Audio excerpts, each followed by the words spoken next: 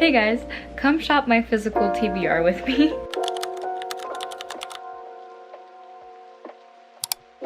So I am going on a trip to San Diego for a whole week and I have a lot of unread books on my shelf. I figured why not make a little video about it. I feel like I don't really want this to be anything else, and like I just want this to be a really laid back, simple, cutesy video of me shopping my book TBR with me, and we could just talk about book stuff. We could just kind of chat, kind of observe, and figure out what I want to bring with me on my trip. I do really want to bring 3 books. Also, don't mind all of this. I'm packing right now. So I'm making, you know, little piles of everything that I'll be taking with me. Sorry, the lighting kind of changed and now I don't know how to fix it.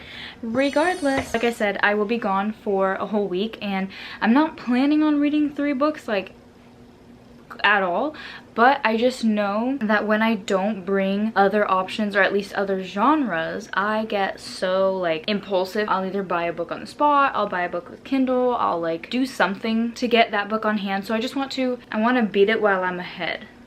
Okay, hopefully this lighting kind of feels better. I don't know why, I'm just so picky with it right now. So first of all, getting a rom-com is the first step, okay? Because we're at the beach all day. I think I want something short and sweet. Not that I don't want depth, I just want something lighter hearted. And right now I'm actually listening to Promise Me Sunshine. The first 5 minutes I was kind of like, iffy about this book, but like I should just stick through it and see if I feel better about it. The narrator for Promise Me Sunshine is the same narrator that voiced Liz Buxbaum in Better Than Movies and Nothing Like the Movies, and it kind of made me like a little nostalgic for the books, but also I was kind of more thrown off because I'm like, this is an older 28-year-old woman, and in my mind this voice is Liz Buxbaum for me. And at first her personality is the only way I can describe it is very quirky, and it's almost like millennial vibe, so it kind of threw me off for a little bit. Like I was like, whoa, that's a little cringe when it's described in that way with that voice versus like me reading it. I sat back and I was like, okay, no, like if this is her personality, if this is how her character is, I just want to sit back and kind of enjoy it and see what there is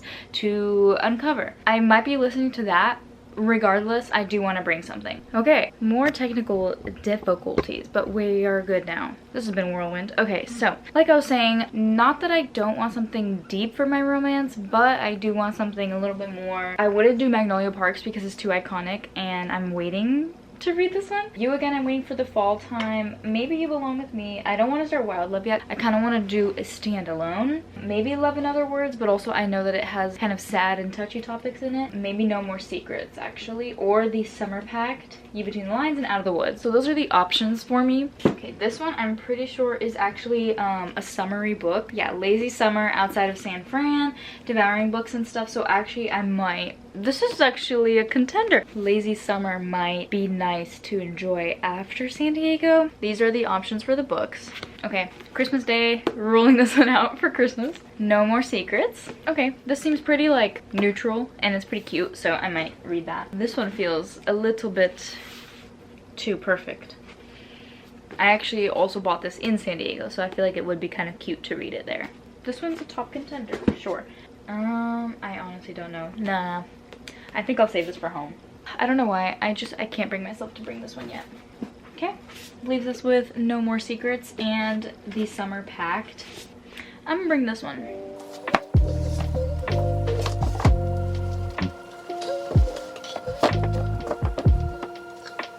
So next we have this shelf of mine. Now I have all of these fantasy ones. I just finished The Nightingale. Not going anywhere near Kristen Hanna when I'm in San Diego when I'm in San Diego on vacation. I also have The Beautiful and Damned, but I do feel like this is a more autumnal read. I have some hardcovers here. The only ones I haven't read are just these 3, but bringing a hardcover doesn't really sit well with me. And then up here I have my fantasy and fiction. So yeah, out of the fantasy ones, I don't have like much I want to bring, honestly.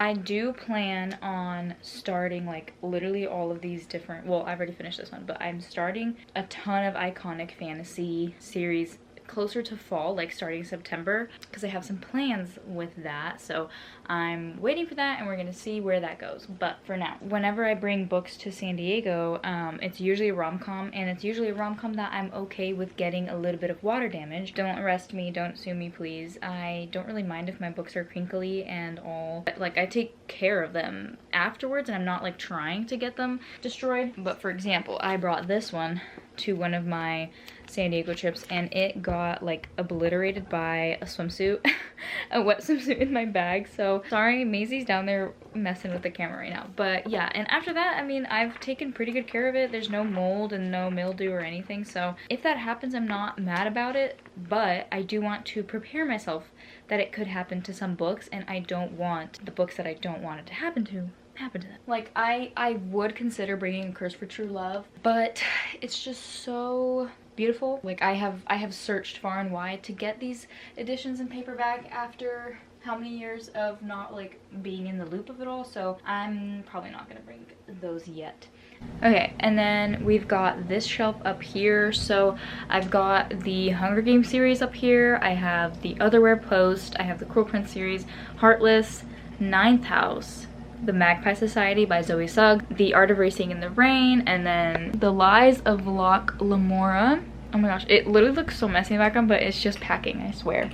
Then we've got To Kill a Shadow, The Courting of Bristol Keats, and First Lie Wins. So actually, The Courting of Bristol Keats is catching my eye right now because it is set kind of in water, and I'm pretty sure it's got some kind of piratey thing about it, so I do want to pick that up. And then First Lie Wins is good for the thriller genre, so I figured I could just get those two off of that shelf. And then I mean, here I am bringing 3 hardcovers to San Diego. Who am I? But I've got The Grandest Game up there, part of the Inheritance Game series, and I know that a lot of people kind of prefer the Inheritance Game series to stop at The Final Gambit, and The Brothers Hawthorne was really interesting, but like people are like, okay girl, like quit milking it. I've kind of been craving like the cute, simple romance with a mystery twist, and specifically like young adult, and I kind of miss that world, so I am actually like intrigued to pick up the other books, because basically what Jennifer Lynn Barnes did is she ended it,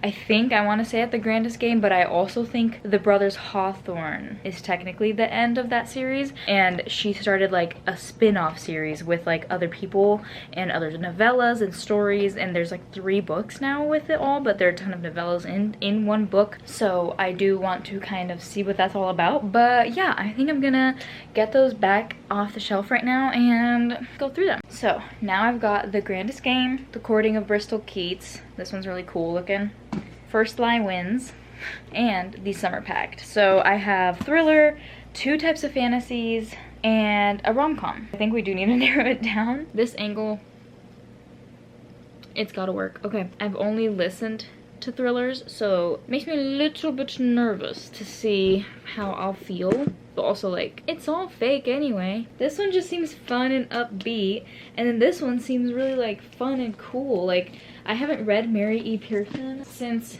Dance of Thieves and since the Kiss of Deception series. That's what I'm missing. Huh. I just realized I gave that series to a friend to borrow, and I haven't gotten it back yet. I was like wondering why there are empty spaces in my shelves. Okay, but anyway, so we've got Dangerous Fae, Dark Secrets, and Addictive Romance. Oh. Flat on their smoke by a town Bokeep. Okay, I'm sold.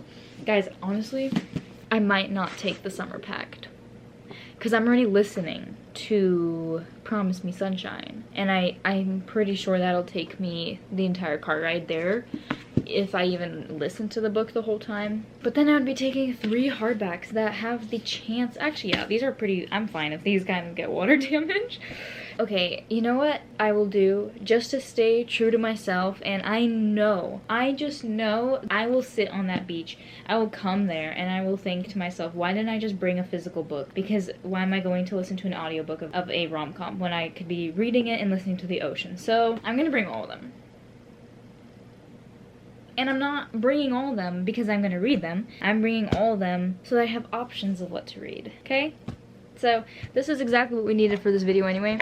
This is exactly the whole point, was to shop my physical TBR and to kind of get myself back in love with the books that I already have and kind of get interested again in the books I already have, because I've been staring at these books for so long, and now here I am genuinely wanting to bring each one to this vacation, because we're gonna be by the water, we're gonna be relaxing, we're gonna be out by the beach all the time and stuff, and we're gonna have like nights open. I want to read in the morning a lot, so I feel like that would just be really fun to add into my day, and I feel like it'd be really fun to just have multiple options while I'm there without having to buy anything on my Kindle and without having to wait in line or like look through random choices on Libby for audiobooks or even for ebooks when I have a literal physical TBR waiting to get checked off.